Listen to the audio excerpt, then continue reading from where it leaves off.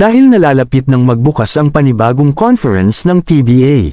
Sa wakas ay gumalaw na ang ibang mga teams at nagsagawa ng mga bagong trade deals. Bago mag-umpisa ang 49th season PBA Commissioner's Cup, halina at ating pag-usapan ang bagong trade deals na ito.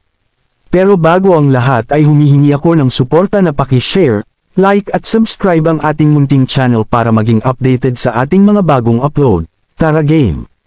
Jordan Heading, maglalaro sa Converge FiberXers matapos maganap ang 3 players trade deal sa Terra Firma Egypt.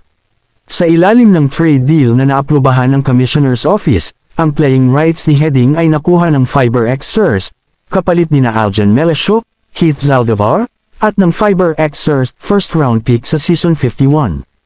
Nakatakdang maglaro si Heading sa PBA kasunod ng trade, ang Phil Aussie Gunner ay nakuha ng Terra Firma noong PBA Season 47 Gilas Special Draft, ngunit hindi naglaro para sa Jeep, at sa halip ay naglaro siya sa ibang bansa. Una siya naglaro sa Taiwan para sa Taichung Wagor Suns at sa Japan team na Nagasaki Velka, huli siyang naglaro sa Australian team na West Adelaide Bearcats.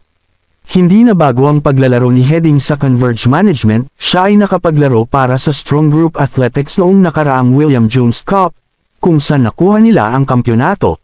Sa pagpasok ni Heading sa Converge na kilala bilang isang lockdown shooter, ay lalakas ang backcourt ng FiberXers, kung saan makakatambal niya ang rising star guard na si Alex Stockton, habang nakakatakot naman ang kanilang frontcourt na may Baltazar at Arana. Kaya na ba ng FiberXers na makipagsabayan sa mga big teams ngayong conference?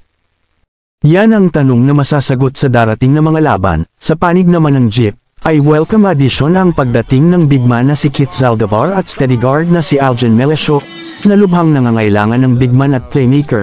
Gagampanan ni Zaldivar ang inside-out game na na-miss nila noong na-trade si Isaac Go, habang si Melesio naman ang magtitiman para sa Jeep na desidong nangailangan ng legit point guard kasama ang magdedebut na rookie na si Mark Nonoy.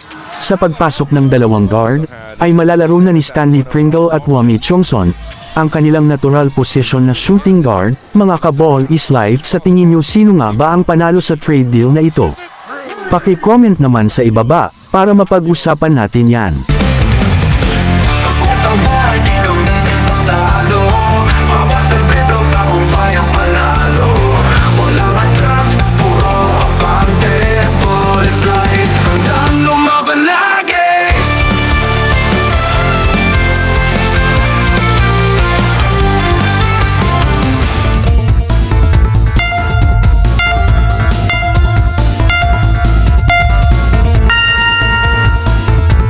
Mahilig ka ba sa mga basketball content?